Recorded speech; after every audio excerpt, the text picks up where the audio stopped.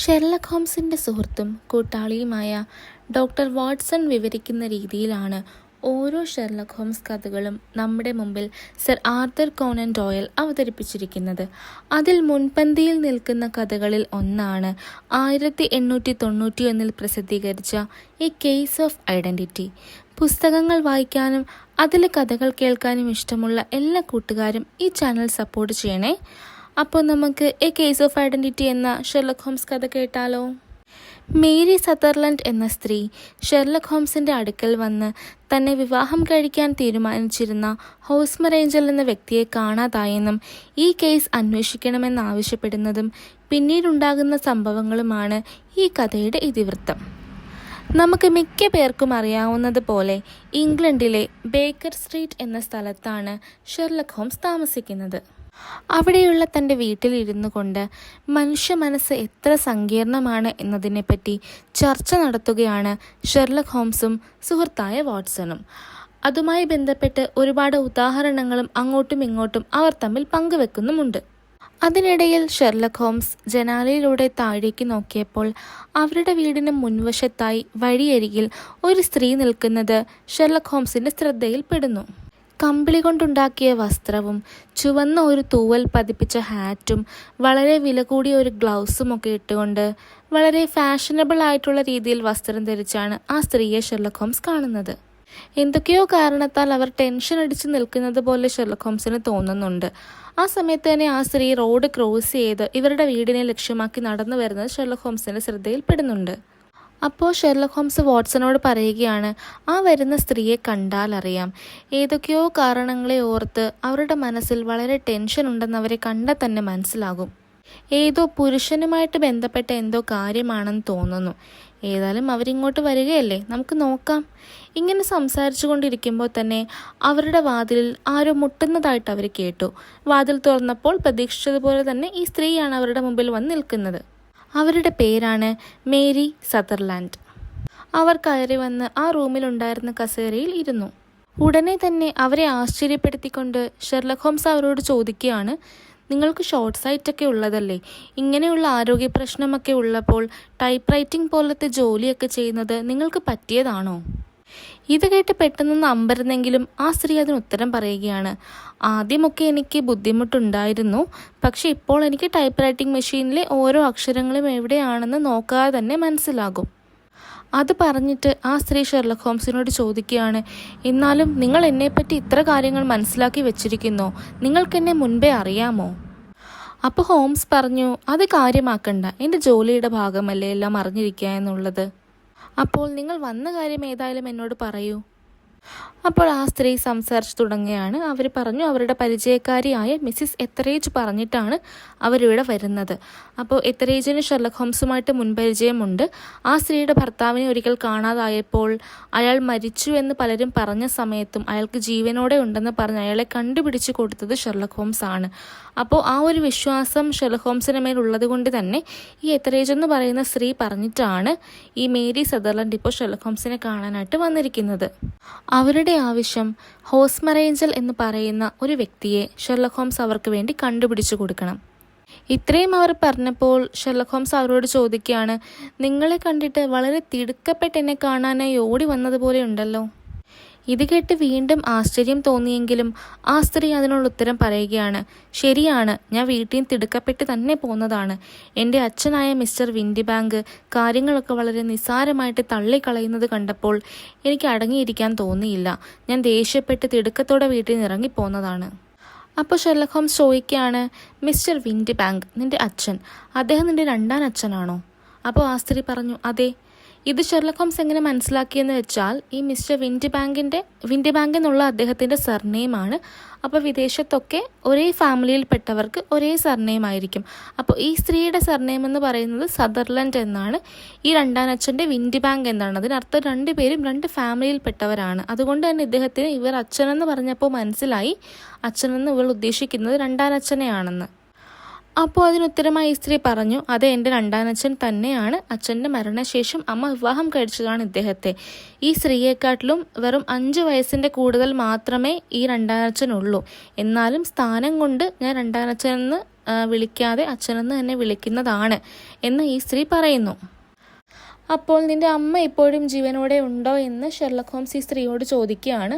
അതിന് മറുപടിയായിട്ട് ഇവർ പറയുന്നുമുണ്ട്, അതെ എൻ്റെ അമ്മ ജീവനോടെ ഉണ്ട്, പക്ഷേ എനിക്ക് എൻ്റെ അമ്മയുമായിട്ട് അത്ര വലിയ താല്പര്യമൊന്നുമില്ല. കാരണം അമ്മ വിവാഹം കഴിച്ചിരിക്കുന്ന ഈ വ്യക്തി, ഈ മിസ്റ്റർ വിൻഡിബാങ്ക്, അമ്മയേക്കാൾ 15 വയസ്സിന് പ്രായം കുറഞ്ഞ ആളാണ്. അതോടൊപ്പം അവർ പറയുന്നുമുണ്ട്, അവരുടെ യഥാർത്ഥ അച്ഛൻ ഒരു പ്ലംബറായിട്ട് വർക്ക് ചെയ്തിരുന്ന ആളാണ്. അദ്ദേഹത്തിന് ഒരു ബിസിനസ്സും ഉണ്ടായിരുന്നു, കുഴപ്പമില്ലാത്തൊരു ബിസിനസ്സും ഉണ്ടായിരുന്നു. അപ്പോൾ അദ്ദേഹത്തിൻ്റെ മരണശേഷം അദ്ദേഹത്തിൻ്റെ കൂട്ടാളിയായിരുന്ന മിസ്റ്റർ ഹാർഡിയും ഇവരുടെ അമ്മയും കൂടെ ചേർന്ന് ആ ബിസിനസ് നല്ല രീതിയിൽ മുമ്പോട്ട് കൊണ്ടുപോയിക്കൊണ്ടിരുന്നപ്പോഴാണ് ഈ മിസ്റ്റർ വിൻഡിബാങ്ക് അമ്മയുടെ ജീവിതത്തിലേക്ക് കടന്നു വരുന്നത്. അയാൾ വന്ന് അമ്മയെക്കൊണ്ട് ഈ ബിസിനസ് വിൽക്കാനായിട്ട് നിർബന്ധിക്കുകയാണ്. അമ്മ അത് വിൽക്കുകയും ചെയ്യുന്നു. ആ ബിസിനസ് വിറ്റതിൻ്റെ വഴിയായിട്ട് വളരെ വലിയ ഒരു തുക ഇവർക്ക് കിട്ടുന്നുമുണ്ട്. ആ സ്ത്രീ ഇത്രയും പറഞ്ഞപ്പോഴേക്കും ഷെർലക് ഹോംസ് ചോദിക്കുന്നുണ്ട്, അപ്പം നിന്റെ വരുമാനം എങ്ങനെയാണ്? ഈ കിട്ടിയ തുകയിൽ നിന്ന് തന്നെയാണോ നീയും ജീവിക്കുന്നതെന്ന് ചോദിക്കുന്നു. അപ്പോൾ ഇവർ പറയുകയാണ്, അല്ല, എൻ്റെ വരുമാനം വേറെയാണ്, ആ തുകയുടെ ആവശ്യം എനിക്കില്ല. ശരിക്കും എൻ്റെ അങ്കിളായ നെഡ്, ഇവരുടെ അങ്കിളിൻ്റെ പേരാണ് നെഡ്. അപ്പോൾ അങ്കിളായ നെഡിന് സ്റ്റോക്കിൻ്റെ എല്ലാം കുറച്ച് പരിപാടിയൊക്കെ ഉണ്ട്. അപ്പോൾ ഈ സ്റ്റോക്കിൽ നിന്ന് കിട്ടുന്ന ഇൻട്രസ്റ്റ് ഇവരെയാണ് പിൻവലിക്കാനായിട്ട് അങ്കിൾ ഏൽപ്പിച്ചിരിക്കുന്നത്. അപ്പോൾ അങ്കിളിൻ്റെ സ്റ്റോക്ക് ഇവർ നോക്കി നടത്തുന്നത് കൊണ്ട് തന്നെ അതിൽ നിന്ന് കിട്ടുന്ന ഇൻട്രസ്റ്റും കാര്യങ്ങളെല്ലാം ഈ സ്ത്രീക്ക് വരുമാനമായിട്ട് ലഭിക്കും. അപ്പോൾ ആ കിട്ടുന്നതിൻ്റെ 4.5% എത്രയാണോ അത് ഈ സ്ത്രീക്ക് എടുക്കാം. അത് ഇവരുടെ ഒരു വരുമാനമാണെന്ന് ഇവർ പറയുകയാണ്. അപ്പോൾ ഇത് മാത്രമല്ല, അവർക്ക് ടൈപ്പ് റൈറ്റിങ്ങിൻ്റെ ബിസിനസ്സും കൂടെ ഉണ്ടെന്ന് നേരത്തെ ഷെർലക് ഹോംസ് ഊഹിച്ചിരുന്നല്ലോ. അത് ശരിയാണ്. അപ്പോൾ ടൈപ്പ് റൈറ്റിങ്ങിൽ നിന്ന് കിട്ടുന്ന വരുമാനവും ഇവർക്കുണ്ട്. അപ്പോൾ ഇതാണ് ഈ സ്ത്രീയുടെ മെയിൻ വരുമാനം എന്ന് അവർ ഷെർലക് ഹോംസിനോട് ക്ലിയർ ആയിട്ട് പറഞ്ഞു കൊടുക്കുകയാണ്. അതോടൊപ്പം ഇവർ കൂട്ടിച്ചേർക്കുകയാണ്, ഇവർക്ക് അങ്കിളിൻ്റെ ആ സ്റ്റോക്കിൽ നിന്ന് കിട്ടുന്ന ഇൻട്രസ്റ്റ് ഇവരുടെ പേരിലാണ് എടുക്കുന്നതെങ്കിൽ പോലും ആ കിട്ടുന്ന എമൗണ്ട് ഓരോ പ്രാവശ്യവും ബാങ്കിൽ നിന്നും പിൻവലിക്കുന്നത് ഇവരുടെ രണ്ടാം അച്ഛനായ വിൻഡിബാങ്ക് ആണ്. അല്ലാതെ ഈ സ്ത്രീക്ക് അത് ഉപയോഗിക്കാനുള്ള അനുവാദമില്ല. എന്നാലും ഇവൾ കാര്യമായിട്ടൊന്നും പറയാറില്ല. കാരണം അയാളുടെ ചിലവിലാണല്ലോ ഇവൾ ആ വീട്ടിൽ നിൽക്കുന്നത്. അതുകൊണ്ട് തന്നെ അയാൾ എടുത്തോട്ടെ എന്നുള്ള മട്ടിലാണ് ഈ സ്ത്രീ മുൻപോട്ട് പോകുന്നതെന്നും ഷെർലക് ഹോംസിനോട് പറയുന്നുണ്ട്. അപ്പോൾ ടൈപ്പ് റൈറ്റിംഗിൽ നിന്ന് കിട്ടുന്ന വരുമാനമാണ് ഈ സ്ത്രീയുടെ മെയിൻ സോഴ്സ് ഓഫ് ഇൻകം എന്ന് പറയുന്നത്. അപ്പോൾ ഇവരെ പറ്റിയുള്ള കാര്യങ്ങളെല്ലാം ഷെർലക് ഹോംസിന് മനസ്സിലായി. അപ്പോൾ അദ്ദേഹം ഈ സ്ത്രീയോട് പറയുകയാണ്, ശരി, നിന്റെ കാര്യങ്ങളൊക്കെ എനിക്ക് മനസ്സിലായി. ഇനിയിപ്പോൾ നിന്റെ സുഹൃത്തായ ഹോസ്മർ ഏഞ്ചലിൻ്റെ കാര്യം പറ. അദ്ദേഹത്തെ എങ്ങനെ കാണാതായി? ഞാൻ എന്താണ് ചെയ്യേണ്ടത്? അപ്പോൾ ആ സ്ത്രീ അത് വിശദീകരിക്കാൻ തുടങ്ങിയാണ്. അവരുടെ മുഖത്തൊരു പരിഭ്രമവും വിഷമവും ഒക്കെ കാണാം. എന്നാലും അവരെ കാര്യങ്ങളെല്ലാം പറഞ്ഞു തുടങ്ങി. ഒരു ഡാൻസ് പ്രോഗ്രാമിൻ്റെ ഇടയിൽ വെച്ചാണ് ഈ ഹോസ്മർ ഏഞ്ചലിനെ ഈ മേരി സദർലൻഡ് എന്ന് പറയുന്ന സ്ത്രീ കണ്ടുമുട്ടുന്നത്. ഇവരങ്ങനെയുള്ള കാര്യങ്ങൾക്കൊന്നും പോകുന്നത് മിസ്റ്റർ വിൻഡിബാങ്കിന് ഇഷ്ടമായിരുന്നില്ല. ഇവളെയോ ഇവളുടെ അമ്മയെയോ ഒരു കാര്യങ്ങൾക്കും പുറത്തേക്ക് വിടത്തില്ല, ആരുമായിട്ടും ഇടപഴകാനായിട്ട് സമ്മതിക്കൊന്നുമില്ല ഈ മിസ്റ്റർ വിൻഡിബാങ്ക്. എന്നിരുന്നാൽ പോലും ഇവളത് കാര്യമാക്കാതെ തനിക്ക് ഇഷ്ടമുള്ളിടത്തൊക്കെ പോവായിരുന്നു. അപ്പോൾ അങ്ങനെയാണ് ഒരു ഡാൻസ് പ്രോഗ്രാമിന് പോയപ്പോൾ ഹോസ്മർ ഏഞ്ചലിനെ ഈ സ്ത്രീ കണ്ടുമുട്ടുന്നത്. അവിടെ വെച്ച് ഇവർ പരിചയപ്പെടുന്നു. എന്നിട്ട് തിരികെ പ്രോഗ്രാം കഴിഞ്ഞ് വീട്ടിലേക്ക് വരുന്നുമുണ്ട്. അപ്പോൾ പിറ്റേ ദിവസം ഇവർ ആ പെൺകുട്ടി കുഴപ്പമൊന്നും ഇല്ലാതെ വീട്ടിലെത്തിയോ എന്നൊക്കെ ചോദിക്കാനായിട്ട് ഹോസ്മർ ഏഞ്ചൽ ആ പെൺകുട്ടിയെ വീണ്ടും കോണ്ടാക്ട് ചെയ്യുന്നുണ്ട്. അവരുടെ വീട്ടിലോട്ട് ഇയാൾ വരാനൊക്കെ തുടങ്ങുന്നു. അപ്പോൾ ആ സമയത്ത് ഇവരുടെ രണ്ടാം അച്ഛനായ മിസ്റ്റർ വിൻഡിബാങ്ക് ഒരു ബിസിനസ് ട്രിപ്പിന് വേണ്ടി ഫ്രാൻസിലേക്ക് പോയേക്കുന്ന സമയമായിരുന്നു. അതുകൊണ്ട് തന്നെ ഹോസ്മർ ഏഞ്ചൽ വീട്ടിൽ വരുന്നൊന്നും എതിർക്കാനായിട്ട് ഇപ്പോൾ ആരും അവിടെ ഇല്ല. അപ്പോൾ അങ്ങനെ പലപ്പോഴായിട്ട് വീട്ടിൽ വരികയും പോവുകയും സംസാരിക്കുകയൊക്കെ ചെയ്തപ്പോൾ അവർക്കിടയിലൊരു നല്ല സൗഹൃദം ഉണ്ടാകുകയും പിന്നീട് അത് പ്രണയമായി മാറുകയും ആയിരുന്നു. അപ്പോൾ ഈ സ്ത്രീയുടെ അമ്മയ്ക്കും അതിനോട് വലിയ എതിർപ്പൊന്നും ഉണ്ടായിരുന്നില്ല. അങ്ങനെ കുറച്ച് ദിവസങ്ങളെ കടന്നു പോയി. ആ സമയത്താണ് അച്ഛൻ ബിസിനസ് ട്രിപ്പ് കഴിഞ്ഞിട്ട് ഫ്രാൻസിൽ നിന്ന് തിരികെ ഇംഗ്ലണ്ടിലേക്ക് വരുന്നത്. അതിനുശേഷം ഇവർക്കങ്ങനെ അധികം കാണാനോ ഒന്നും പറ്റാത്തൊരു സാഹചര്യമായി മാറുന്നു. അച്ഛൻ ഫ്രാൻസിൽ നിന്ന് തിരിച്ചു വരുന്നത് ഏത് ദിവസമാണെന്നൊക്കെ ഈ പെൺകുട്ടി ഹോസ്മർ ഏഞ്ചലിനോട് പറഞ്ഞിരുന്നത് കൊണ്ട് തന്നെ അച്ഛനുള്ള സമയത്ത് നമുക്കിനി അങ്ങോട്ടും ഇങ്ങോട്ടും കാണണ്ട എന്നൊക്കെ പറഞ്ഞ് ഈ ഹോസ്മർ ഏഞ്ചൽ എന്ന് പറയുന്ന ആൾ ഈ പെൺകുട്ടി കത്തുകൾ എഴുതിയിരുന്നു. അപ്പോൾ ഇവൾ തിരിച്ചെഴുതിയ കത്തിൽ പറയുന്നുണ്ട്, അച്ഛൻ ഉടനെ തന്നെ ഫ്രാൻസിലേക്ക് വീണ്ടും തിരിച്ചു പോകുന്നുണ്ട്, ആ സമയത്ത് നമുക്ക് വീണ്ടും കാണാമെന്ന്. അപ്പോൾ അതുവരെ അവർക്ക് കാണാനൊന്നും കഴിയുന്നില്ലായിരുന്നു. പക്ഷേ അതിനിടയിൽ ഈ പ്രണയം തുടങ്ങിയിട്ട് അധികമൊന്നും ആയിട്ടില്ലെങ്കിൽ പോലും ഇവർ തമ്മിൽ കല്യാണം കഴിക്കാനായിട്ട് തീരുമാനിക്കുകയാണ്. അത് ഈ പെൺകുട്ടിയുടെ അമ്മയും സമ്മതിക്കുന്നു. പക്ഷെ അച്ഛനെ മാത്രമാണ് കാര്യങ്ങളൊന്നും ഇതുവരെയും അറിയിക്കാത്തത്, ഭയം കാരണം. പക്ഷേ ഇവർ 3 പേരും ഈ കല്യാണത്തിന് യാതൊരു എതിർപ്പും കാണിച്ചില്ല. വളരെ സന്തോഷത്തോടു കൂടി അതിന് തയ്യാറായിട്ടിരുന്നു. അപ്പോൾ ഹോംസ് ഈ സ്ത്രീയോട് ചോദിക്കുകയാണ്, അപ്പോൾ ഈ ഹോസ്മർ ഏഞ്ചലിൻ്റെ ജോലി എന്താണ്? അപ്പോൾ ഈ സ്ത്രീ പറയുന്നു, ഒരു ഓഫീസിൽ ക്യാഷ്യറായിട്ടാണ് വർക്ക് ചെയ്യുന്നത്. ഏത് ഓഫീസാണെന്ന് ചോദിച്ചപ്പോൾ അത് ഇവർക്ക് അറിയില്ല. എവിടെയാണ് ഇദ്ദേഹത്തിൻ്റെ വീടെന്ന് ചോദിച്ചപ്പോൾ അതും ഈ സ്ത്രീക്ക് അറിയില്ല. അഡ്രസ്സ് എങ്കിലും അറിയാമോ എന്ന് ചോദിച്ചു, ഏത് ഭാഗത്താണെന്നെങ്കിലും വീട്. അപ്പോൾ ഈ സ്ത്രീ പറഞ്ഞു, ലീഡൻ ഹാൾ സ്ട്രീറ്റ് എന്ന് പറയുന്നൊരു സ്ഥലത്താണെന്ന് മാത്രം അറിയാം, പക്ഷേ അദ്ദേഹത്തിൻ്റെ വീടിൻ്റെ എക്സാക്റ്റ് അഡ്രസ്സ് ഒന്നും ഈ സ്ത്രീക്ക് അറിയില്ല. അപ്പോൾ ഷെർലക് ഹോംസ് ചോദിച്ചു, അഡ്രസ്സ് ഒന്നും അറിയില്ലെങ്കിൽ പിന്നെ നിങ്ങൾ എങ്ങനെയാണ് അങ്ങോട്ടും ഇങ്ങോട്ടും കത്തുകൾ അയച്ചുകൊണ്ടിരുന്നത്? അപ്പോൾ ഇവർ പറഞ്ഞു, ലീഡൻ ഹാൾ സ്ട്രീറ്റിലെ പോസ്റ്റ് ഓഫീസിലേക്കാണ് ഞാൻ കത്തുകൾ അയക്കുന്നത്. അത് ഇദ്ദേഹം വർക്ക് ചെയ്യുന്ന ഓഫീസിലേക്ക് കത്തുകൾ കൊണ്ടുചെന്ന് എത്തിക്കുകയും അവിടെ നിന്നാണ് അദ്ദേഹം ഈ കത്തുകൾ പിക്ക് ചെയ്യുന്നത്. അങ്ങനെയാണ് ഇവർ തമ്മിൽ അങ്ങോട്ടും ഇങ്ങോട്ടും കത്തുകൾ കൈമാറിക്കൊണ്ടിരുന്നത്. അപ്പോൾ ഷെർലക് ഹോംസ്, വേറെ എന്തെല്ലാം കാര്യങ്ങൾ നിനക്ക് അയാളെ പറ്റി അറിയാമെന്ന് ചോദിക്കുമ്പോൾ ഈ സ്ത്രീ വീണ്ടും പറയുന്ന കാര്യങ്ങൾ കണ്ടിന്യൂ ചെയ്യുകയാണ്. അദ്ദേഹം വളരെ നാണം കുടുങ്ങിയായിട്ടുള്ള ഷൈ ആയിട്ടുള്ള ഒരു മനുഷ്യനാണ്. പൊതുവെ എന്നോട് സംസാരിക്കാൻ പോലും പകൽ സമയങ്ങളിൽ അദ്ദേഹം വരാറില്ല. രാത്രി സമയങ്ങളിലാണ് കൂടുതലായും എന്നെ കാണാൻ പോലും വരുന്ന ആളൊരു ബേസിക്കലി ഒരു ഇൻട്രോവേർട്ടാണ് ആൾ.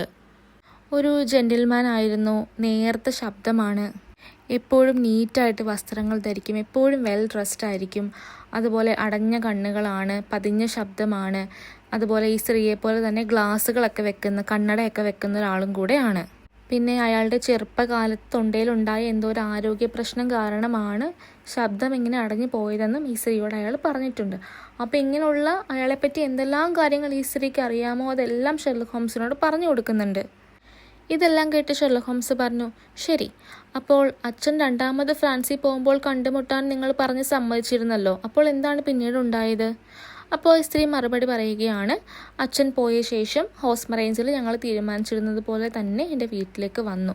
വീട്ടിൽ വരിക മാത്രമല്ല, എന്നോട് അദ്ദേഹത്തെ കല്യാണം കഴിക്കാനായിട്ട് ആവശ്യപ്പെട്ടു, പ്രപ്പോസ് ചെയ്തു. ഈ സ്ത്രീയോട് പ്രപ്പോസ് ചെയ്ത കൂടെ തന്നെ എല്ലാ കമിതാക്കളെയും പോലെ അങ്ങോട്ടും ഇങ്ങോട്ടും പ്രോമിസുകൾ കൈമാറുകയാണ്. ഞാനെപ്പോഴും നിൻ്റേത് മാത്രമായിരിക്കും, എന്ത് സംഭവിച്ചാലും ഞാൻ നിൻ്റെ കൂടെ തന്നെ ഉണ്ടാവും, ഒരിക്കലും ഞാൻ നിന്നെ കൈവിട്ട് പോവുകയില്ല, അങ്ങനെയൊക്കെ പറഞ്ഞപ്പോൾ ഈ സ്ത്രീക്ക് ഇദ്ദേഹത്തോടൊരു വല്ലാത്ത ഒരു സ്നേഹവും ആരാധനയും പ്രണയവും ഒക്കെ വല്ലാണ്ട് കൂടി വരികയാണ്. അങ്ങനെ ഈ സ്ത്രീ കല്യാണം കഴിക്കാനായിട്ട് സമ്മതിക്കുകയും ചെയ്യുന്നുണ്ട്. അപ്പം നേരത്തെ പറഞ്ഞ പോലെ തന്നെ ഇവരുടെ അമ്മയ്ക്കും യാതൊരു എതിർപ്പും ഇല്ലാത്തത് കൊണ്ട് അമ്മയും സമ്മതിക്കുകയാണ്. എന്നിട്ട് ഇവർ പറയുകയാണ്, കല്യാണം കഴിക്കാൻ നിങ്ങൾക്ക് തീരുമാനമുണ്ടെങ്കിൽ ഇവളുടെ അച്ഛൻ തിരിച്ചു വരുന്നതിന് മുമ്പേ നിങ്ങൾ കല്യാണം കഴിക്കണം, അദ്ദേഹം വന്നാൽ ഇങ്ങനെയുള്ള കാര്യങ്ങളൊന്നും നടക്കില്ല എന്ന്. അപ്പോൾ അമ്മ ഇങ്ങനൊരു കാര്യം മുന്നോട്ട് വെച്ചെങ്കിൽ പോലും അച്ഛനെ അറിയിക്കാതെ ഇതുമായിട്ട് മുന്നോട്ട് പോകുന്നതിൽ ഈ പെൺകുട്ടിക്ക് ചെറിയൊരു എതിർപ്പുണ്ടായിരുന്നു. അയാളെ അറിയിക്കാം എന്നുള്ള മട്ടായിരുന്നു ഈ പെൺകുട്ടിക്ക്. അതുകൊണ്ട് തന്നെ ഈ പെൺകുട്ടി അമ്മയൊന്നും അറിയാതെ അച്ഛന് ഫ്രാൻസിലേക്ക് കത്തും എഴുതുന്നുണ്ട്, ഇന്ന പോലെ കല്യാണമാണ് ഇന്ന ദിവസം എന്നൊക്കെ പറഞ്ഞിട്ട്. പക്ഷെ ശരിക്കും ഈ കത്ത് അവൾ അയച്ചിരുന്നെങ്കിൽ പോലും കല്യാണത്തിൻ്റെ അന്ന് രാവിലെ ഈ കത്ത് ഇവളുടെ അടുക്കലേക്ക് തന്നെ തിരിച്ചു വന്നു. അതായത് കത്ത് ഫ്രാൻസിലേക്ക് ചെന്നിട്ട് ഇംഗ്ലണ്ടിലേക്ക് തിരിച്ചു പോന്നു. കാരണം അച്ഛൻ അപ്പോഴേക്കും ഇംഗ്ലണ്ടിലേക്ക് തിരിച്ചു വരാനായി പുറപ്പെട്ടിരുന്നു. എന്നിട്ട് ആ പെൺകുട്ടി തുടരുകയാണ്, കല്യാണം എന്നിട്ട് ആ വരുന്ന ഞായറാഴ്ച സെൻറ്റ് സേവിയേഴ്സ് ചർച്ചിൽ വെച്ചായിരുന്നു ഇവർ തീരുമാനിച്ചിരുന്നത്. അപ്പോൾ അടുത്തുള്ള ഹോട്ടലിൽ ചെന്ന് എല്ലാവരും ബ്രേക്ക്ഫാസ്റ്റ് കഴിച്ചു. എന്നിട്ട് അവിടെ നിർത്തിയിട്ടിരുന്ന 2 ക്യാബ്, ആ സമയത്ത് ഈ കാളവണ്ടിയൊക്കെ പോലെയുള്ള അല്ലെങ്കിൽ കുതിരവണ്ടിയൊക്കെ പോലെയുള്ള വീലുകളുള്ള ഒരു തരം വണ്ടി, ആ പഴയ കാലത്തെ, ഇവരതിനെ ക്യാബെന്ന് പറയുന്നു. അപ്പോൾ 2 ക്യാബുകൾ അറേഞ്ച് ചെയ്തിരുന്നു. അതിലൊന്നിൽ ഈ പെൺകുട്ടി കയറി ചർച്ചിൽ വരണം, രണ്ടാമത്തേതിൽ ഹോസ്മർ ഏഞ്ചൽ കയറി ചർച്ചിൽ വരണം. അപ്പോൾ ആദ്യമത്തെ ക്യാബിൽ ഈ പെൺകുട്ടി കയറി, രണ്ടാമത്തേതിൽ ഹോസ്മർ ഏഞ്ചൽ കയറുന്നതും ഇവർ കണ്ടു. അപ്പോൾ ഫസ്റ്റ് ക്യാബിൽ കയറിയത് കൊണ്ട് തന്നെ ഫസ്റ്റ് ചർച്ചിലെത്തിയത് ഈ പെൺകുട്ടിയാണ്.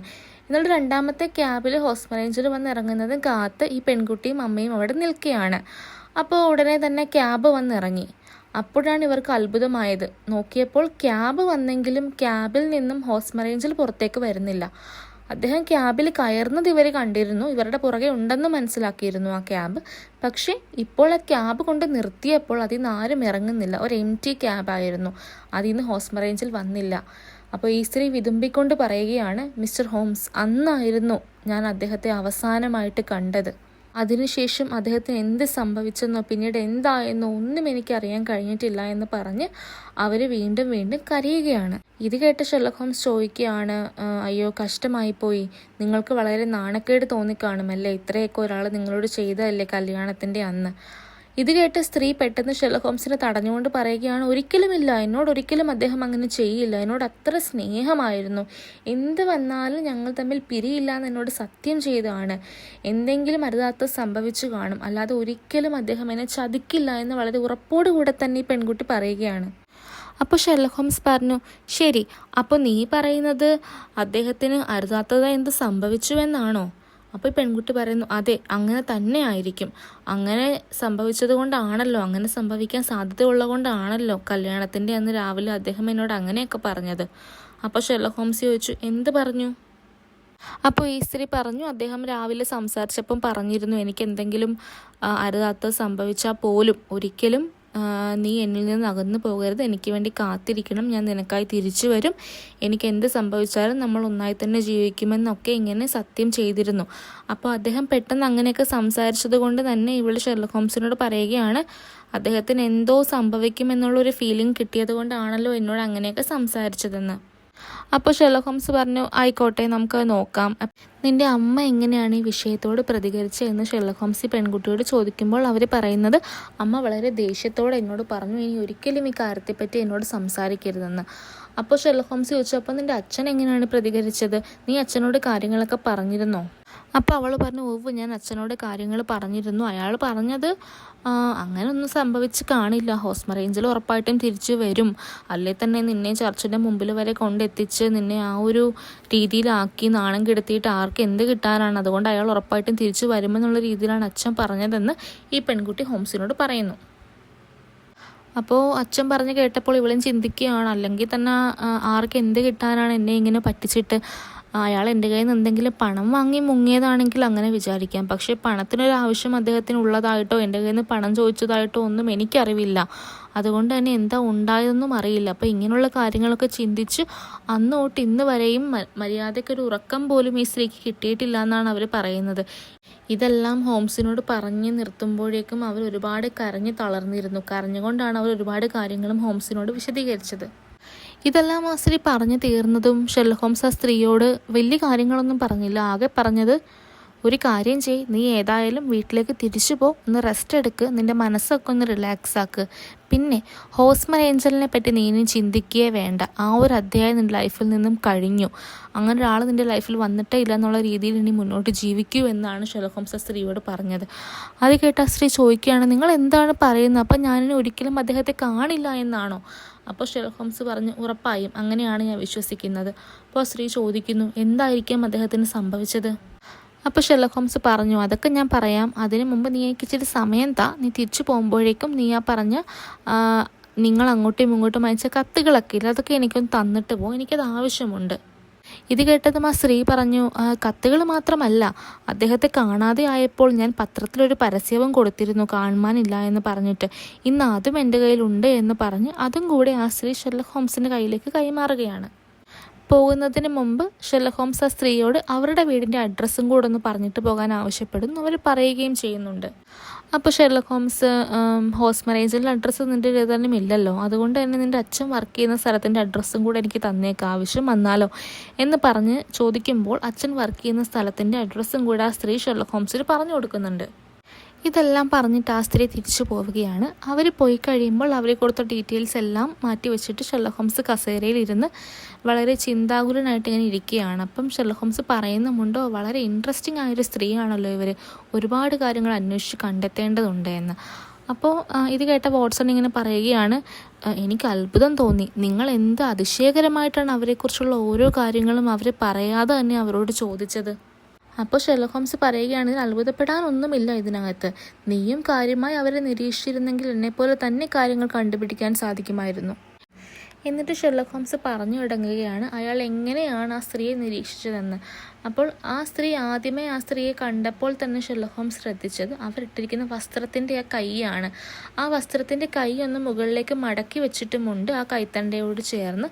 അതുപോലെ തന്നെ കൈത്തണ്ടയിൽ മറ്റൊരു പാടും അദ്ദേഹത്തിന് കാണാം. നമ്മൾ ഈ ഒരുപാട് നേരം ടേബിളിൽ കൈയൊക്കെ വെച്ച് ടൈപ്പ് ചെയ്യുന്നവരൊക്കെ ആണെങ്കിൽ കയ്യിലൊരു ചെറിയ പാടൊക്കെ വീഴാനായിട്ടുള്ള ചാൻസ് ഉണ്ട്. അപ്പോൾ ഈ സ്ത്രീ ടൈപ്പ് റൈറ്റർ പ്രോഗ്രാം ചെയ്യുന്ന ഒരാളാണെന്നുള്ള കാര്യം ഷെർലക് ഹോംസിന് മനസ്സിലായത്. അപ്പോൾ ആ സമയത്ത് കമ്പ്യൂട്ടറും കാര്യങ്ങളൊന്നുമല്ല, ടൈപ്പ് റൈറ്റിംഗ് ആണ് ആൾക്കാർ ചെയ്യുന്നത്. അപ്പോൾ ടൈപ്പ് റൈറ്റിംഗ് ആണ് ഈ സ്ത്രീയുടെ തൊഴിലെന്ന് ഷെർലക് ഹോംസ് മനസ്സിലാക്കിയത് അവരുടെ കയ്യിലുള്ള ആ പാടും മടക്കി വെച്ച കയ്യിലെ ആ ഒരു തുണിയും ഒക്കെ കണ്ടിട്ടാണ്. എന്നിട്ട് ഷെർലക് ഹോംസ് വാട്സനെ മനസ്സിലാകാൻ വേണ്ടി പറയുന്നുമുണ്ട്, തയ്യൽ മെഷീൻ ഉപയോഗിക്കുന്നവരുടെ കയ്യിലും ഇങ്ങനെയുള്ള പാടുകൾ വരും, പക്ഷേ അത് ഇടത്തെ കയ്യിൽ മാത്രമേ അങ്ങനെ വരാറുള്ളൂ. ഈ സ്ത്രീക്ക് 2 കയ്യിലും അങ്ങനെയുള്ള പാടുകളുണ്ട്. അപ്പോൾ ഉറപ്പായിട്ടും അവർ ചെയ്യുന്നത് ടൈപ്പ് റൈറ്റിംഗ് ആണ്.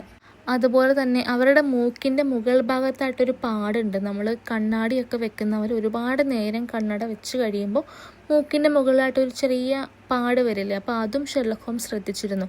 അപ്പോൾ ഇവർ കണ്ണട വെക്കുന്നുണ്ടെന്നും അവർക്ക് ഷോർട്ട് സൈറ്റ് ഉള്ളത് കൊണ്ടാവാം അവർ കണ്ണട വെക്കുന്നതെന്നും ഇദ്ദേഹം പറയുകയാണ്. അതുകൊണ്ടാണ് ആ സ്ത്രീ വന്ന പാടെ അവരോട് ഷെർലക് ഹോംസ് അങ്ങനെ ഒരു ചോദ്യം ചോദിച്ചത്, ഷോർട്ട് സൈറ്റ് ഒക്കെ ഉള്ള നിങ്ങൾ ടൈപ്പ് റൈറ്റിംഗ് ചെയ്യുന്നത് ബുദ്ധിമുട്ടുള്ളൊരു പരിപാടി അല്ലേ എന്ന്. ഇത് കേട്ട വാട്സൺ അങ്ങ് സർപ്രൈസായി, ഇത്രയൊക്കെ നിങ്ങൾ നിരീക്ഷിച്ചായിരുന്നോ എന്നുള്ള രീതിയിൽ. അതുപോലെ തന്നെ പിന്നീട് ഇദ്ദേഹം ഹോംസ് ശ്രദ്ധിച്ചത് അവരുടെ കാലിലിട്ടിരിക്കുന്ന ബൂട്ട്സാണ്. അത് രണ്ടും 2 തരത്തിലുള്ള ബൂട്ട്സാണ് ഇട്ടിരിക്കുന്നത്, അത് രണ്ടും പെയർ അല്ല. അപ്പോൾ ഇദ്ദേഹത്തിന് മനസ്സിലായി അവർ തിടുക്കം പിടിച്ചാണ് വീട്ടിൽ നിന്ന് ഓടി വന്നതെന്ന്. അതുമാത്രമല്ല അവരിട്ടിരിക്കുന്ന ബൂട്ട്സിൻ്റെ ആ ബട്ടൺസ് ഉണ്ടല്ലോ, അപ്പം പണ്ട് കാലത്തൊക്കെ ബൂട്ട്സിൽ ഇങ്ങനെ ബട്ടൺസ് ഉണ്ടാവും, അപ്പോൾ ബട്ടൺസിനകത്ത് അവർ മുഴുവനും ഇട്ടിട്ടുമില്ല. അപ്പോൾ ഇതൊക്കെ തിടുക്കം പിടിച്ച് ഓടി വന്നതിൻ്റെ ലക്ഷണമാണ്. അതുകൊണ്ടാണ് അദ്ദേഹം ഈ സ്ത്രീയോട് ചോദിച്ചത്, നിങ്ങൾ എന്നെ കാണാൻ വേണ്ടി ഇത്ര തിടുക്കപ്പെട്ട് ഓടി വന്ന എന്താണെന്ന്, വേറെ എന്തൊക്കെ നിങ്ങൾ കണ്ടുപിടിച്ചു എന്ന് വാട്സൺ ചോദിച്ചപ്പോൾ ഷെർലക് ഹോംസ് പറയുകയാണ്, ഒരു കാര്യം കൂടെ എനിക്ക് മനസ്സിലായി, അവരിങ്ങോട്ട് വരാൻ തിടുക്കപ്പെട്ട് ഇറങ്ങുന്നതിന് തൊട്ട് മുമ്പായിട്ട് വളരെ വേഗത്തിൽ എന്തോ ഒരു നോട്ട്, എന്തോ ഒരു കുറിപ്പ് വീട്ടിൽ എഴുതി വെച്ചിട്ടാണ് പോകുന്നത്. അതും ഡ്രസ്സെല്ലാം ഇട്ട് മുഴുവനായി ഒരുങ്ങിയ ശേഷം എന്തോ ഒരു കുറിപ്പ് എഴുതി വീട്ടിൽ വെച്ചിട്ടാണ് അവർ ഇറങ്ങിപ്പോകുന്നതെന്നും എനിക്ക് മനസ്സിലായി. കാരണം അവരുടെ കയ്യിലിട്ടിരിക്കുന്ന ഗ്ലൗസിൽ വയലറ്റ് കളറിലെ മഷിയുടെ അടയാളം കാണാം. അത് അവർ വളരെ തിടുക്കപ്പെട്ട് എഴുതിയത് കൊണ്ട് തന്നെ ഒരുപാട് ആഴത്തിൽ അറിയാതെ ആ മഷിയിലേക്ക് വിരൽ മുക്കിപ്പോയതാണ്. ആ പേന മുക്കുന്നതിന് പകരം വിരലും കൂടെ അറിയാണ്ട് ആ മഷീനുള്ളിലേക്ക് മുക്കിപ്പോയതാണ്. അത് കണ്ടപ്പോഴേ മനസ്സിലായി അത് വളരെ ഫ്രഷ് ആയിട്ടുള്ള മഷിയാണ് അവരുടെ ഗ്ലൗസിലൊക്കെ പറ്റിയിരിക്കുന്നത്, അല്ലാണ്ട് പഴയതൊന്നുമല്ല. അതുകൊണ്ട് അവർ ഇപ്പോഴെങ്ങാണ്ട് എഴുതിയിട്ട് വന്നതാണെന്നുള്ള കാര്യവും ഷെർലക് ഹോംസിന് മനസ്സിലായി. ഇതൊക്കെ വിവരിച്ച ശേഷം ഹോംസ് വാട്സണോട് പറയുകയാണ്, തൽക്കാലം നമുക്ക് അതൊക്കെ അവിടെ നിൽക്കട്ടെ, നമുക്ക് ബിസിനസ്സിലേക്ക് തിരിച്ചു വരാം. മിസ്റ്റർ വാട്സൺ, നിങ്ങൾ ഏതായാലും ഹോസ്മർ ഏഞ്ചലിനെ പറ്റി അവർ പത്രത്തിൽ കൊടുത്തു എന്ന് പറഞ്ഞ പരസ്യമില്ലേ, അത് തന്നെ ഒന്ന് വായിച്ചു കേൾപ്പിക്കാമോ? ഇത് കേട്ട വാട്സൺ ഷെർലക് ഹോംസിന് കത്തുകൾ വായിച്ചു കൊടുക്കുകയാണ്. കത്തുകളല്ല, അയാളെപ്പറ്റി എഴുതിയിരുന്ന പത്രപരസ്യം വായിച്ചു കൊടുക്കുകയാണ്. അതോടൊപ്പം തന്നെ കത്തുകൾ വായിക്കാനായിട്ട് ഷെർലക് ഹോംസ് ആവശ്യപ്പെട്ടു. കത്തുകൾ മിസ്റ്റർ വാട്സൺ ഷെർലക് ഹോംസിന് വായിച്ചു കൊടുക്കുകയാണ്. അപ്പോൾ ഇത് കേട്ട ഷെർലക് ഹോംസിനും വാട്സണും മനസ്സിലായി ഇതിൽ നിന്നും ഇദ്ദേഹത്തെ പറ്റി കാര്യമായിട്ടൊന്നും അറിയാനില്ല. ഈ ഹോസ്മർ ഏഞ്ചലിനെ പറ്റി വലിയ വിവരങ്ങളൊന്നും രണ്ടിൽ നിന്നും കിട്ടിയിട്ടില്ല. ആകെ ഒരു കാര്യം ഇവർ ശ്രദ്ധിച്ചത്, ഈ എഴുതിയ അങ്ങോട്ടും ഇങ്ങോട്ടും കൈമാറിയ കത്തുകളുണ്ടല്ലോ, പ്രത്യേകിച്ച് ആ സ്ത്രീ ഇവർക്ക് കൊടുത്തിട്ട് പോയ ഹോസ്മർ ഏഞ്ചൽ ആ സ്ത്രീക്ക് എഴുതിയ ആ 4 കത്തുകൾ, ആ കത്തുകളെല്ലാം ടൈപ്പ് റൈറ്റർ വഴിയാണ് എഴുതിയിരിക്കുന്നത്, അല്ലാണ്ട് സ്വന്തം കൈപ്പടയിൽ എഴുതിയതല്ല, പേന കൊണ്ട് സ്വന്തമായി എഴുതിയതല്ല, ടൈപ്പ് റൈറ്റർ ചെയ്തിരിക്കുന്ന കത്തുകളാണ് അവയെല്ലാം. അപ്പോൾ അവരെ ആശ്ചര്യപ്പെടുത്തിയ മറ്റൊരു കാര്യം, അദ്ദേഹത്തിൻ്റെ ഒപ്പ് പോലും, കത്തിന് അവസാനം ഇട്ട ഒപ്പ് പോലും ടൈപ്പ് റൈറ്റർ കൊണ്ടാണ് എഴുതിയിരിക്കുന്നത്, അല്ലാതെ സ്വന്തമായി കൈകൊണ്ടിട്ട ഒപ്പല്ല. അതവരെ ആശ്ചര്യപ്പെടുത്തി. ഈ കാര്യങ്ങളെക്കുറിച്ചെല്ലാം ആഴത്തിൽ ചിന്തിച്ച ശേഷം ഷെർലക് ഹോംസ് വാട്സണോട് പറയുകയാണ്, ഞാൻ ഏതായാലും 2 കത്തുകൾ എഴുതാൻ പോവുകയാണ്. ഒന്ന് സിറ്റിയിലുള്ളൊരു കമ്പനിയിലേക്കും മറ്റൊന്ന് ഈ പെൺകുട്ടിയുടെ സ്റ്റെപ്പ് ഫാദറായ മിസ്റ്റർ വിൻഡി ബാങ്കിനും. അദ്ദേഹത്തോടൊന്ന് പറയണം, നാളെ രാവിലെ 6 മണിയാകുമ്പോൾ എന്നെ ഇവിടെ വന്നൊന്ന് കാണാനായിട്ട്. ഈ കാര്യങ്ങളെല്ലാം എങ്ങനെയെങ്കിലും പറഞ്ഞ് സെറ്റിലാക്കണ്ടേ. ഏതായാലും ഈ കത്തുകളുടെ മറുപടി വരുന്നത് വരെ നമുക്ക് പ്രത്യേകിച്ചൊന്നും ചെയ്യാനില്ല. അതുകൊണ്ട് ഈ കേസൊക്കെ അങ്ങോട്ട് മാറ്റി വെച്ച് കുറച്ചു നേരം ഒന്ന് റിലാക്സ് ചെയ്യാം. ഷെർലക് ഹോംസ് കാര്യങ്ങളെല്ലാം ഇത്ര നിസ്സാരമായി പറയുന്നു കേട്ടപ്പോൾ വാട്സണും വിചാരിച്ചു, ഏതായാലും തൻ്റെ സുഹൃത്ത് വെറുതെ ഒന്നും ഇത്ര നിസ്സാരമായ കാര്യങ്ങൾ പറയില്ല, എന്തെങ്കിലുമൊക്കെ അദ്ദേഹം കണ്ടുപിടിച്ചിട്ടുണ്ടാവുമെന്ന് വാട്സണ് മനസ്സിലാകുകയാണ്. വാട്സണ് പണ്ട് മുതലേ ഷെർലക് ഹോംസിൻ്റെ ആ ഒരു അന്വേഷണ രീതിയിലൊക്കെ വളരെ മതിപ്പുള്ള ഒരാളാണ്. അതുകൊണ്ട് തന്നെ തൽക്കാലം ഈ കേസിൻ്റെ കാര്യങ്ങളൊക്കെ മാറ്റി വെച്ചിട്ട് ഷെർലക് ഹോംസിനെ റെസ്റ്റ് എടുക്കാനായി വിട്ടിട്ട് വാട്സണും അദ്ദേഹത്തിൻ്റെ വീട്ടിലേക്ക് തിരിച്ചു പോവുകയാണ്. അങ്ങനെ പോയ വാട്സൺ പിറ്റേ ദിവസം തിരികെ ഷെർലക് ഹോംസിൻ്റെ വീട്ടിലേക്ക് വന്നപ്പോൾ ചെറുതായിട്ടൊന്ന് പുകയൊക്കെ വലിച്ച് ഈ കേസുമായിട്ട് ബന്ധപ്പെട്ട് താൻ ശേഖരിച്ച ക്ലൂ എല്ലാം കയ്യിൽ വെച്ചുകൊണ്ട് ഇരിക്കുന്ന ഷെർലക് ഹോംസിനെയാണ് വാട്സൺ കാണുന്നത്. നിങ്ങളെല്ലാം കണ്ടുപിടിച്ചോ, എന്താ കണ്ടുപിടിച്ചതെന്നൊക്കെ വാട്സൺ ചോദിച്ചപ്പോൾ അതിൻ്റെ ഉത്തരം ഷെർലക് ഹോംസ് പറയുന്നതിന് മുമ്പേ തന്നെ അവരുടെ വാതിലിൽ ആരോ മുട്ടുന്നത് കേട്ടു. ഇത് കേട്ട് ഷെർലക് ഹോംസ് പറഞ്ഞു, അയ്യോ 6 മണിയായില്ലേ, ഇതാ പെൺകുട്ടിയുടെ അച്ഛനായിരിക്കും, വാതിൽ തുറന്നേക്ക്. അവർ വാതിൽ തുറന്നപ്പോൾ കാണുന്നത് മിസ്റ്റർ ജെയിംസ് വിൻഡിബാങ്കിനെയാണ്, അതായത് മേരി സദർലൻഡിൻ്റെ സ്റ്റെപ്പ് ഫാദർ. വളരെ ഉറച്ച ശരീരമുള്ള, ക്ലീൻ ഷേവ് ചെയ്ത, വൃത്തിയായ വസ്ത്രം ധരിച്ച, കാണാനായിട്ട് ആകർഷണീയനായ ഒരു മനുഷ്യനായിരുന്നു അദ്ദേഹം. ഹോംസും വാട്സണും ചേർന്ന് അദ്ദേഹത്തെ വീട്ടിലേക്ക് വെൽക്കം ചെയ്യുകയാണ്. അദ്ദേഹം വന്ന് അവിടെ ഉണ്ടായിരുന്ന കസേരയിൽ ഇരുന്നു. അപ്പോൾ ഷെർലക് ഹോംസ് വിൻഡിബാങ്കിനോട് പറയുകയാണ്, 6 മണിക്ക് തന്നെ വരാമെന്നായിരുന്നല്ലോ നിങ്ങൾ എനിക്ക് അയച്ച മറുപടി കത്തിലുണ്ടായിരുന്നത്. അതായത് ഷെർലക് ഹോംസ് തലേദിവസം ഇദ്ദേഹത്തിന് കത്തയച്ചിരുന്നല്ലോ. അപ്പോൾ ആ കത്തിന് മറുപടി ആയിട്ട് ജെയിംസ് വിൻഡിബാങ്ക് തിരികെ ഒരു കത്തയച്ചിരുന്നു, 6 മണിക്ക് ഇവിടെ വരാമെന്നുള്ളത്. അങ്ങനെ ഒരു അപ്പോയിൻമെൻറ്റിന് വേണ്ടിയായിരുന്നു ഇത്രയും നേരം ഇവർ കാത്തിരുന്നതും. അപ്പോൾ അദ്ദേഹം ഇപ്പോൾ വന്നിട്ടുണ്ട്, പക്ഷേ കുറച്ച് വൈകിപ്പോയി, അത്രേ ഉള്ളൂ. അപ്പോൾ അദ്ദേഹം ഷെർലക് ഹോംസിനോട് പറയുകയാണ്, ഇച്ചിരി വൈകിപ്പോയതിൽ ക്ഷമിക്കണം, ഞാൻ സമയത്ത് വരാൻ ഇരുന്നതാണ്. ഏതായാലും എൻ്റെ മകളായ മേരി സദർലൻഡ് നിങ്ങളെ ഇത്രയും ബുദ്ധിമുട്ടിച്ചതിൽ ഞാൻ നിങ്ങളോട് ക്ഷമ ചോദിക്കുന്നു. ഈ കാര്യങ്ങളൊന്നും പബ്ലിക്കിനോട് പറയാനായിട്ട് എനിക്ക് താല്പര്യമില്ലായിരുന്നു. അതുകൊണ്ടാണ് പിന്നെ പോലീസിനെ പോലും അറിയിക്കാതെ ഞാൻ ഇരുന്നത്. പിന്നെ അവളെ അറിയാമല്ലോ, അവളുടെ പ്രായമല്ലേ, അതുകൊണ്ട് അവൾ കുറച്ച് എടുത്തു ചാടി പ്രവർത്തിച്ചു, അത്രേ ഉള്ളൂ. അവൾ നിങ്ങൾക്ക് എന്തെങ്കിലും ബുദ്ധിമുട്ടുണ്ടാക്കിയെങ്കിൽ ക്ഷമിച്ചേക്കൂ. പിന്നെ നിങ്ങളേതായാലും ഒഫീഷ്യൽ പോലീസിലുള്ള ആൾക്കാരൊന്നും അല്ലല്ലോ, അതുകൊണ്ട് തന്നെ ഞാനും കാര്യമാക്കുന്നില്ല, പോട്ടെ എല്ലാം. ഇത്രയും പറഞ്ഞിട്ട് വിൻഡിബാങ്ക് ചോദിക്കുകയാണ്, അല്ലെങ്കിൽ തന്നെ നിങ്ങൾ ഹോസ്മറേഞ്ചറിൽ എങ്ങനെ കണ്ടുപിടിക്കാനാണ്? ഇതിന് ഷെർലക് ഹോംസ് മറുപടി പറഞ്ഞു, ഞാൻ അദ്ദേഹത്തെ കണ്ടുപിടിക്കുമെന്ന് എനിക്ക് 100% ഉറപ്പുണ്ട്. ഷെർലക് ഹോംസ് ഇത് പറഞ്ഞപ്പോഴേക്കും ഈ വിൻഡിബാങ്ക് എന്ന് പറയുന്ന മനുഷ്യൻ്റെ മുഖഭാവമൊക്കെ അങ്ങ് മാറി ഭയങ്കര ദേഷ്യത്തോടെയൊക്കെ ഷെർലക് ഹോംസിനെ നോക്കാനായിട്ട് തുടങ്ങി. എന്നിട്ട് പറഞ്ഞു, എന്നാൽ പിന്നെ ഞാനൊന്ന് കേൾക്കട്ടെ, നിങ്ങൾ എങ്ങനെയാണ് കണ്ടുപിടിക്കാൻ പോകുന്നത് ഒന്ന് പറ എന്ന് ഇദ്ദേഹം ഷെർലക് ഹോംസിനോട് പറയുന്നു. ഇതിന് മറുപടിയായിട്ട് ഷെർലക് ഹോംസ് പറഞ്ഞത് മറ്റൊരു കാര്യമാണ്. മിസ്റ്റർ വിൻഡിബാങ്ക്, നിങ്ങൾക്കറിയാമോ, ഈ ടൈപ്പ് റൈറ്റർ എന്ന് പറയുന്ന വസ്തുവിനും ഒരു മനുഷ്യൻ്റെ കൈയക്ഷരം പോലെ തന്നെ അങ്ങോട്ടും ഇങ്ങോട്ടും വ്യത്യാസപ്പെട്ടിരിക്കും. ഒരു ടൈപ്പ് റൈറ്ററിൽ നിന്ന് വരുന്ന പ്രിൻ്റ് ആയിരിക്കില്ല മറ്റൊരു ടൈപ്പ് റൈറ്ററിൽ നിന്ന് വരുന്ന പ്രിൻ്റ്. സൂക്ഷിച്ചു നോക്കിയാൽ ചില അക്ഷരങ്ങളിലൊക്കെ ചെറിയ വ്യത്യാസങ്ങൾ കാണാൻ സാധിക്കും. ഇപ്പോൾ ഉദാഹരണം പറഞ്ഞാൽ ഇ എന്ന് പറയുന്ന അക്ഷരം അല്ലെങ്കിൽ ആർ എന്ന് പറയുന്ന അക്ഷരം, അതിൻ്റെയൊക്കെ അറ്റത്തായിട്ട് എന്തെങ്കിലും ഒരു വളവോ ചെറിയൊരു തിരിവോ ഒടിവോ അങ്ങനെ എന്തെങ്കിലുമൊക്കെ കാണാം. അപ്പോൾ അങ്ങനെ ഓരോ ടൈപ്പ് റൈറ്റേഴ്സും വളരെ ഡിഫറെൻ്റ് ആയിട്ടാണ് ഓരോ ലെറ്റേഴ്സും പ്രിൻ്റ് ചെയ്ത് വരുമ്പോൾ കാണപ്പെടുന്നത്. ഇപ്പോൾ നിങ്ങൾ അയച്ച ഈ കത്ത് തന്നെ നോക്കൂ മിസ്റ്റർ വിൻഡിബാങ്ക്. ഇതിൽ തന്നെയും പ്രത്യേകിച്ച് ഈ ഇ എന്നും ആർ എന്നും പറയുന്ന അക്ഷരങ്ങളിൽ ഒരുപാട് വ്യത്യാസങ്ങൾ കാണാം. മറ്റെല്ലാ അക്ഷരങ്ങളെ വെച്ച് നോക്കിയാൽ ഇതിനൊരു ചെറിയ ഒടിവും വളവൊക്കെ കാണാനായിട്ട് സാധിക്കുമെന്ന് അദ്ദേഹം അയച്ച കത്ത് അദ്ദേഹത്തെ കാണിച്ചുകൊണ്ട് ഷെർലക് ഹോംസ് ഇങ്ങനെ പറയുകയാണ്. അപ്പോൾ ഇത് കേട്ട വിൻഡിബാങ്ക് പറഞ്ഞു, ഞങ്ങളുടെ ഓഫീസിൽ ഞങ്ങൾ സ്ഥിരമായിട്ട് യൂസ് ചെയ്യുന്നൊരു മെഷീനാണ് ടൈപ്പ് റൈറ്റർ. അത് കുറച്ച് പഴയതുമാണ്, വർഷങ്ങളായില്ലേ, അപ്പോൾ ഇങ്ങനെയൊക്കെ ഉണ്ടാകുന്നത് ഇത്ര ആശ്ചര്യപ്പെടാൻ എന്താണ് ഇരിക്കുന്നതെന്ന് അദ്ദേഹം തിരിച്ച് ഹോംസിനോട് ചോദിക്കുന്നു. അതിന് മറുപടിയായി ഷെർലക് ഹോംസ് പറഞ്ഞു, എന്നാൽ പിന്നെ ഇതിലും ഇൻട്രസ്റ്റിംഗ് ആയ മറ്റൊരു കാര്യം ഞാൻ പറയട്ടെ. നിങ്ങളിതാ എൻ്റെ ഈ ടേബിളിലോട്ട് നോക്കൂ. നിങ്ങളുടെ മകളുടെ കാമുകനായ ഹോസ്മറേഞ്ചൽ അവൾക്ക് എഴുതി എന്ന് പറയപ്പെടുന്ന 4 കത്തുകളാണ് ഈ ടേബിളിൽ ഇരിക്കുന്നത്. ഇന്നലെ നിങ്ങളുടെ മകൾ എന്നെ ഏൽപ്പിച്ചിട്ട് പോയതാണ്. ഈ കത്തുകൾ ഞാൻ സൂക്ഷ്മമായി നോക്കിയപ്പോഴും ഞാൻ കണ്ടത് നിങ്ങൾ എനിക്ക് ഇന്നലെ അയച്ച കത്തുകളിലെ ഉള്ളതുപോലെ തന്നെ ഇ എന്നും ആർ എന്നും പറയുന്ന ആ 2 അക്ഷരങ്ങൾക്ക് മാത്രം ഒരു ചെറിയ വളവ്, ഒരു ചെറിയ ഒടിവ് എനിക്ക് കാണാൻ സാധിക്കും. നിങ്ങൾ ടൈപ്പ് റൈറ്ററിൽ ചെയ്തപ്പോൾ എങ്ങനെയാണോ വന്നത് അതുപോലെ തന്നെയാണ് നിങ്ങളുടെ മകളുടെ കാമുകൻ അയച്ച ലെറ്റേഴ്സിലും കത്തുകളിലും ഈ 2 അക്ഷരങ്ങളിൽ മാത്രം അങ്ങനെ ഒരു വ്യത്യാസം. മറ്റ് അക്ഷരങ്ങൾക്കൊന്നും ഒരു കുഴപ്പവും ഇല്ല താനും. ഇത് കേട്ട മിസ്റ്റർ വിൻഡിബാങ്ക് ആ കസേരയിൽ നിന്നും ചാടി എണീറ്റുകൊണ്ട് പൊട്ടിത്തെറിച്ചുകൊണ്ട് ഷെർലക് ഹോംസിനോട് പറയുകയാണ്, നിങ്ങളുടെ ഇങ്ങനെയുള്ള വർത്തമാനങ്ങൾ കേൾക്കാനായിട്ടല്ല ഞാൻ വന്നത്. ഇതിനൊന്നും എനിക്ക് സമയവുമില്ല. നിങ്ങൾ എപ്പോഴെങ്കിലും ആ മനുഷ്യനെ കണ്ടുപിടിക്കുകയാണെങ്കിൽ അന്നേരം എന്നെ അറിയിക്കുക, അപ്പോൾ ഞാൻ വരാം എന്ന് പറഞ്ഞുകൊണ്ട് അദ്ദേഹം വാതിലിൽ നിന്നും പുറത്തേക്ക് കടക്കാൻ ശ്രമിക്കുകയാണ്. ഉടനെ ഷെർലക് ഹോംസ് ഓടി വന്ന് ആ വാതിൽ ലോക്ക് ചെയ്തു. എന്നിട്ട് വിൻഡിബാങ്കിനോട് പറഞ്ഞു, ശരി, കണ്ടുപിടിക്കുമ്പോൾ പറയാൻ പറഞ്ഞില്ലേ, ഞാൻ കണ്ടുപിടിച്ചു. ഉടനെ വിൻഡിബാങ്ക് ഒരു പരിഭ്രമത്തോടെ, എവിടെ, എങ്ങനെ കണ്ടുപിടിച്ചു, നിങ്ങൾ എങ്ങനെ കണ്ടുപിടിച്ചു എന്നെല്ലാം ചോദ്യങ്ങൾ ചോദിക്കാനായിട്ട് തുടങ്ങി. അപ്പോൾ ഷെർലക് ഹോംസ് പറഞ്ഞു, ഓ മിസ്റ്റർ വിൻഡിബാങ്ക്, നിങ്ങൾ ധൃതി പിടിക്കാതെ നിങ്ങൾ ഈ കസേരയിലേക്ക് വന്നിരിക്കൂ. എന്നെക്കൊണ്ട് ഇത് ചെയ്യാൻ പറ്റില്ലെന്നാണല്ലോ നിങ്ങൾ പറഞ്ഞിരുന്നത്. എന്നാ വയോ, ഞാൻ പറഞ്ഞു തരാം എങ്ങനെ ഞാൻ കണ്ടുപിടിച്ചു എന്നുള്ളത്. അപ്പോൾ മിസ്റ്റർ വിൻഡിബാങ്ക് കസേരയിലേക്ക് ഇരുന്നു. അദ്ദേഹത്തിൻ്റെ മുഖത്തെല്ലാം പയ്യെ പയ്യെ വിയർപ്പ് തുള്ളികൾ കാണാൻ തുടങ്ങി. അത് അദ്ദേഹം പരിഭ്രമിക്കുന്നുണ്ട് എങ്ങനെ. അപ്പോൾ അയാളുടെ മുഖമൊക്കെ അങ്ങ് വിയർക്കാൻ തുടങ്ങി. പേടിച്ച് ഭയന്ന് ഷെർലക് ഹോംസിന് മുമ്പിൽ അയാൾ ഇരിക്കുകയാണ്.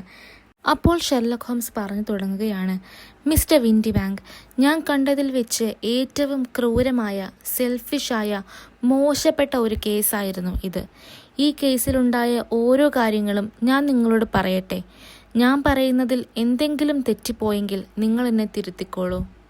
ഇത് കേട്ട ആ മനുഷ്യൻ ഉടനെ ആ കസേരയിൽ തകർന്ന ഒരുവനെ പോലെ ചുരുണ്ടുകൂടാനായിട്ട് തുടങ്ങുകയാണ്. ഉടനെ ഷെർലക് ഹോംസ് സംസാരിച്ചു തുടങ്ങുന്നു. ഈ കേസിലുണ്ടായ കാര്യങ്ങളെല്ലാം ഒന്നൊന്നായിട്ട് വിവരിക്കുകയാണ്. ഒരു കഥ പോലെ എല്ലാം നമ്മുടെ മുമ്പിലേക്ക് ഇപ്പോൾ ഷെർലക് ഹോംസ് പറയാൻ തുടങ്ങുന്നു.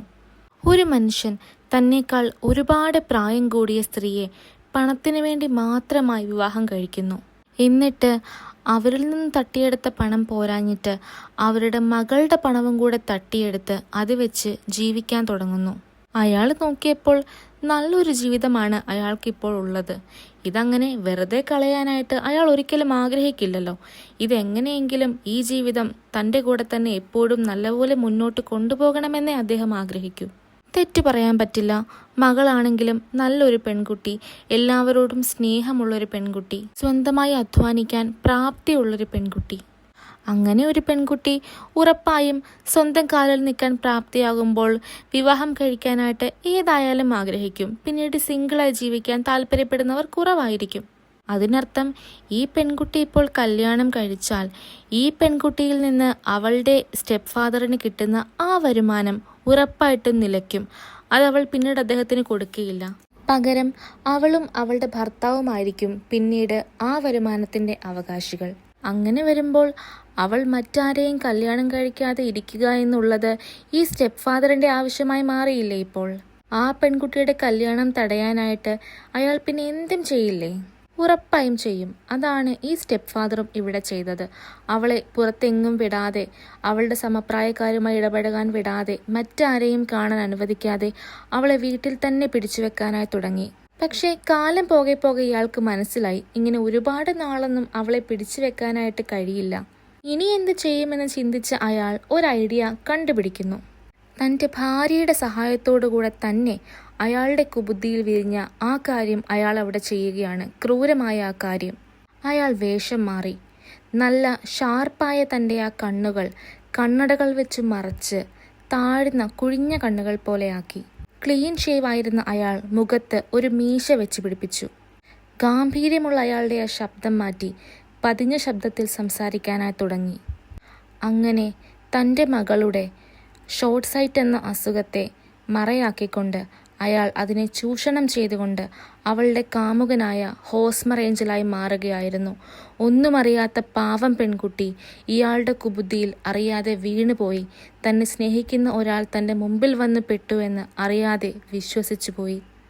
ഹോംസ് അവിടെ പറഞ്ഞു നിർത്തി തൻ്റെ മുന്നിലിരിക്കുന്ന വിൻഡിബാങ്കിനെ നോക്കുകയാണ്. ഇത്രയും പറയുമ്പോഴാണ് നമ്മളിവിടെ മനസ്സിലാക്കുന്നത്, ഈ മിസ്റ്റർ വിൻഡിബാങ്ക് എന്ന ആ പെൺകുട്ടിയുടെ രണ്ടാനച്ഛൻ തന്നെയായിരുന്നു ഹോസ്മർ ഏഞ്ചൽ എന്ന കാമുകനായി വേഷം മാറി ആ പെൺകുട്ടിക്ക് മുമ്പിൽ പ്രത്യക്ഷപ്പെട്ടത്. ഷെർലക് ഹോംസ് പറഞ്ഞതുപോലെ തന്നെ അവളുടെ പണം ഒരിക്കലും മറ്റാർക്കും പോകരുത് എന്നുള്ള ചിന്തയിൽ അവളുടെ പണം ഇനിയും തനിക്ക് തന്നെ ലഭിക്കണമെന്നും അവൾ കല്യാണം കഴിച്ചാൽ അത് ലഭിക്കില്ലെന്ന് മനസ്സിലാക്കിയതുകൊണ്ടും അവളെ തനിക്ക് തന്നെ സ്വന്തമാക്കണം എന്നുള്ള ആഗ്രഹത്തോടുകൂടെ പണത്തിനോട് അത്രയും ആർത്തിയുള്ള അവളുടെ രണ്ടാനച്ഛൻ അവളോട് ചെയ്ത ക്രൂരതയ്ക്കായിരുന്നു അവളിവിടെ ഇരയായത്. ഷെർലക് ഹോംസ് പറഞ്ഞതെല്ലാം കേട്ട വിൻഡിബാങ്ക് ഇപ്പോൾ അവരോട് പറയുകയാണ്, ഞാൻ എല്ലാം ശരിക്കും തമാശയ്ക്ക് വേണ്ടി ചെയ്തതായിരുന്നു. അവൾ ഇതൊക്കെ ഇത്ര സീരിയസ് ആയി മുന്നോട്ട് കൊണ്ടുപോകുമെന്ന് ഞാൻ ഒരിക്കലും കരുതിയില്ല. അപ്പോൾ ഷെർലക് ഹോംസ് പറഞ്ഞു, അതെ തീർച്ചയായിട്ടും, കാരണം അവളൊരു നിഷ്കളങ്കയായ പെൺകുട്ടിയാണ്. നിങ്ങൾ ഫ്രാൻസിൽ പോവുകയാണെന്ന് അവളെ വിശ്വസിപ്പിച്ച് അത് മറയാക്കി അവളുടെ മുമ്പിലേക്ക് ഹോസ്മർ ഏഞ്ചലായി വേഷം മാറി ഓരോ പ്രാവശ്യവും വന്നുകൊണ്ടിരുന്നു.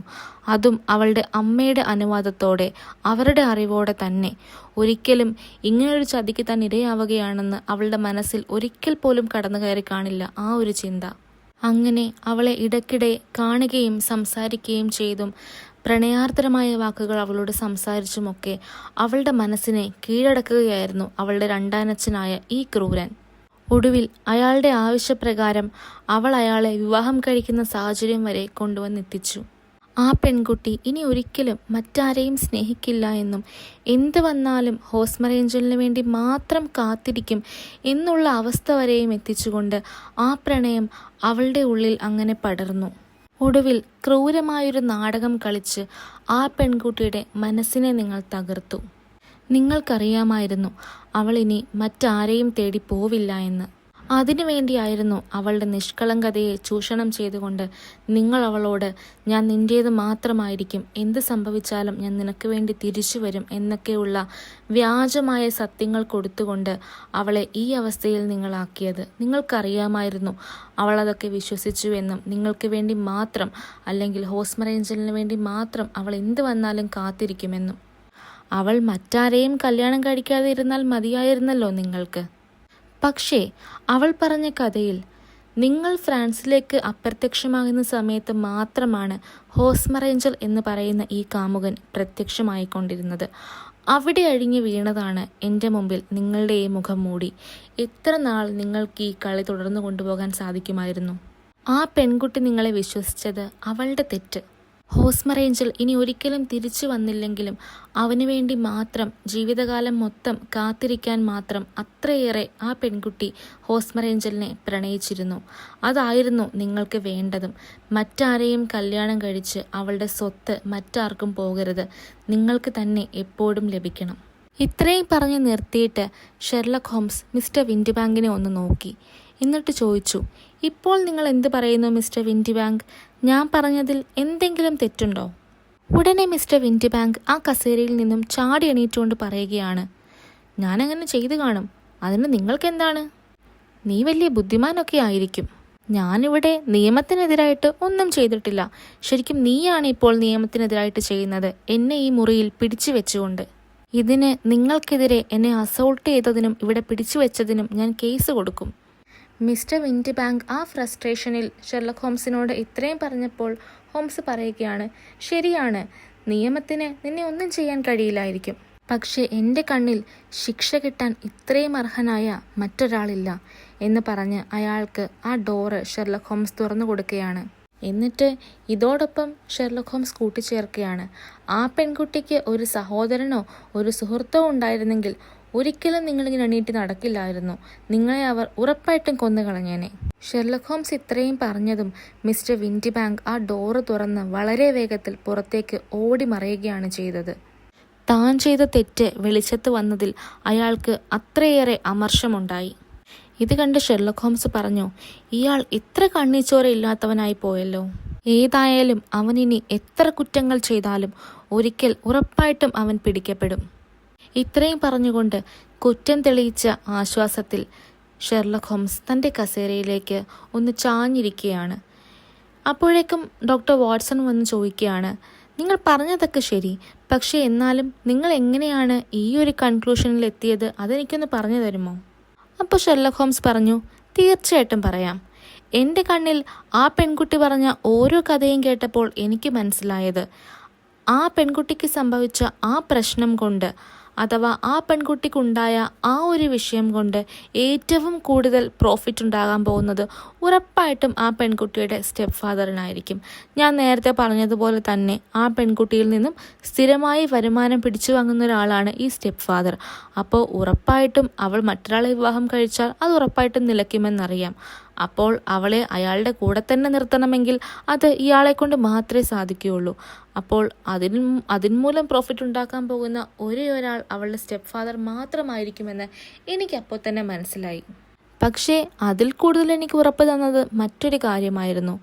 2 മനുഷ്യന്മാർ, ഒന്ന് അവളുടെ സ്റ്റെപ്പ് ഫാദർ, ഒന്ന് അവളുടെ കാമുകൻ. ഒരാൾ ഇല്ലാത്തപ്പോൾ ഒരാൾ പ്രത്യക്ഷപ്പെടുന്നു. ഒരാൾ ഉള്ളപ്പോൾ മറ്റേയാൾ വരില്ല. അത് കുറച്ച് സംശയാസ്പദമായി തോന്നിയില്ലേ? പിന്നെ ആ പെൺകുട്ടി പറഞ്ഞ പോലെ കണ്ണട, പതിഞ്ഞ ശബ്ദം, അടച്ചു വെച്ച കണ്ണുകൾ, ഇതൊക്കെ എനിക്ക് തോന്നിയത് മനഃപൂർവ്വം ആരോ വേഷം മാറാൻ വേണ്ടി തന്നെ ചെയ്യുന്നത് പോലെയാണ്. ഇതെല്ലാം ആദ്യം എനിക്ക് വെറും സംശയങ്ങൾ മാത്രമായിരുന്നു, ഒരു കാര്യം എൻ്റെ ശ്രദ്ധയിൽപ്പെടും വരെ. മറ്റൊന്നുമല്ല, കാമുകൻ അവൾക്കയച്ച കത്തുകൾ. ആ കത്തുകളിലെ ഒപ്പ് ടൈപ്പ് റൈറ്റിംഗ് ചെയ്താണ് അതിനകത്ത് പ്രിൻ്റ് ചെയ്തിരിക്കുന്നത്. ആരാണ് ഒപ്പ് ടൈപ്പ് റൈറ്റർ വഴി രേഖപ്പെടുത്തുന്നത്? പൊതുവെ എല്ലാവരും കൈകൊണ്ടല്ലേ ഒപ്പിടാറുള്ളത്. അത് ടൈപ്പ് റൈറ്റിംഗ് ചെയ്തപ്പോൾ എനിക്ക് മനസ്സിലായി ഇതിലെന്തോ ഉണ്ട്. ആ ഒരു കാര്യത്തിലാണ് എൻ്റെ സംശയങ്ങളെല്ലാം ഞാൻ ഉറപ്പിച്ചത്.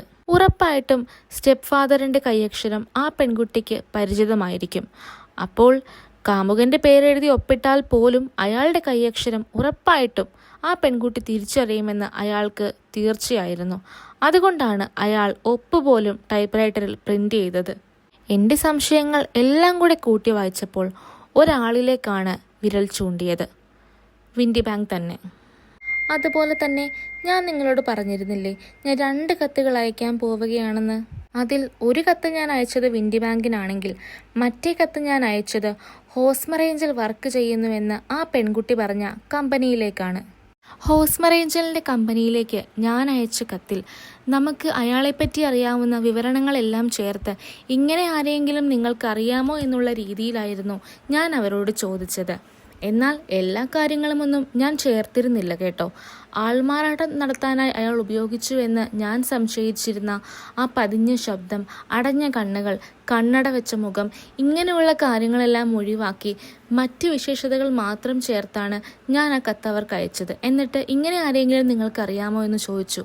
എന്നെ അമ്പരപ്പിച്ചുകൊണ്ട് എങ്കിലും ഞാൻ സംശയിച്ചതുപോലെ തന്നെ എനിക്ക് വന്ന മറുപടിയിൽ അതിൽ പറഞ്ഞിരുന്നത് അതെ, അവരുടെ വർക്കറായ വിൻഡി ബാങ്കിൻ്റെ രൂപത്തോട് ഇത് പൂർണ്ണമായും യോജിക്കുന്നു എന്നാണ്. അതായത് വിൻഡി ബാങ്ക് തന്നെയായിരുന്നു ആൾമാറാട്ടം നടത്തി വന്ന ഹോസ്മറേഞ്ചിലെന്ന് ഞാൻ പൂർണ്ണമായും അവിടെ വെച്ച് ഉറപ്പിച്ചു.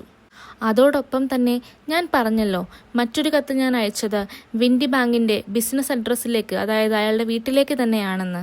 ആ കത്തിന് അയാൾ അയച്ച മറുപടി കണ്ടതും എൻ്റെ സംശയങ്ങൾക്കെല്ലാം ഒരു തെളിവ് കിട്ടിയതുപോലെയായി.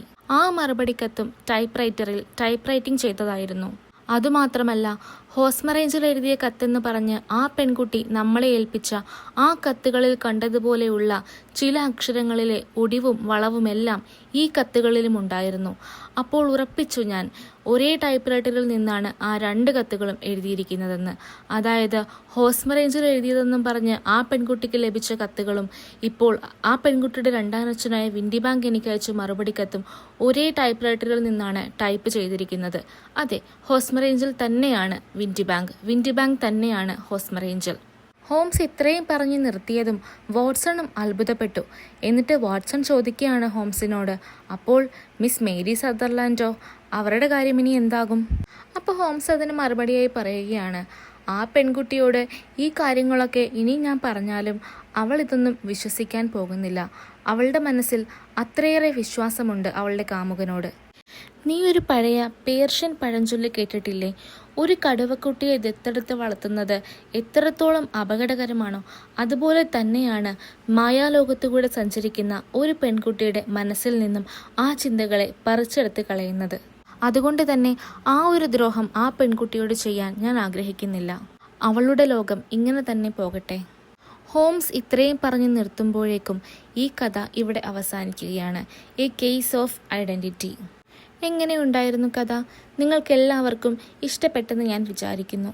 പിന്നെ ഇതൊരു പുതിയ ചാനലായതുകൊണ്ട് അതിൻ്റേതായ എന്തെങ്കിലും കുറവുകൾ തോന്നിയാൽ എല്ലാവരും ഒന്ന് ക്ഷമിക്കണേ. ഇതിലും നല്ല പുതിയ കഥകളുമായി ഞാൻ വീണ്ടും വരാം. Until then, bye everyone.